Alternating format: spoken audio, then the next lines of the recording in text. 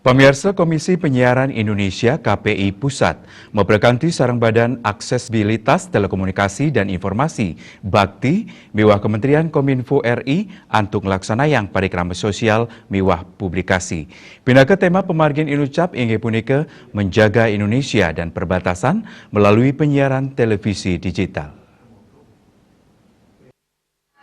Ketua Komisi Penyiaran Indonesia KPI Agung Supriyo Mausang, digitalisasi penyiaran ke baos pindah ke pengarsan. Keaptiang krama sida mawit nganutin siaran digital, sinambi muputang penyiaran analog ring nasional antuk warsek kali likur sanijaki rauh. Agung Supriyo ngewohin mabuat nyane digitalisasi penyiaran untuk pemerataan layanan informasi publik.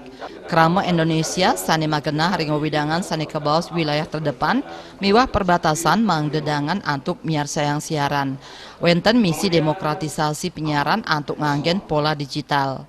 Pawigunan nyane kautamayang mangde kerasayang ring berbangsa bernegara tur nambakin siaran asing sane ketah kepanggih ring genah perbatasan. Tujuan dari acara ini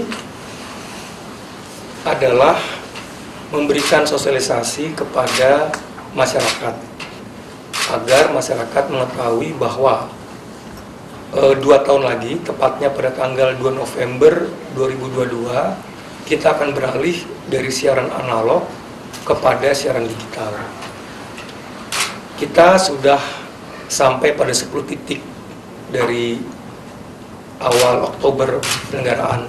Pertama start dari Mandalika, dibuka oleh Ibu Ketua Komisi 1 DPR, lalu kita ke Cirebon, ke Samarinda, dan berbagai daerah lainnya, dan terakhir di Bali.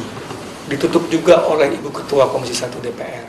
Ringgala inucap Ketua Komisi 1 DPR RI Mutia Hafid Mausang nguah siaran analog ke siaran digital pacang ngerauhin akeh pawigunan tur pikolihan.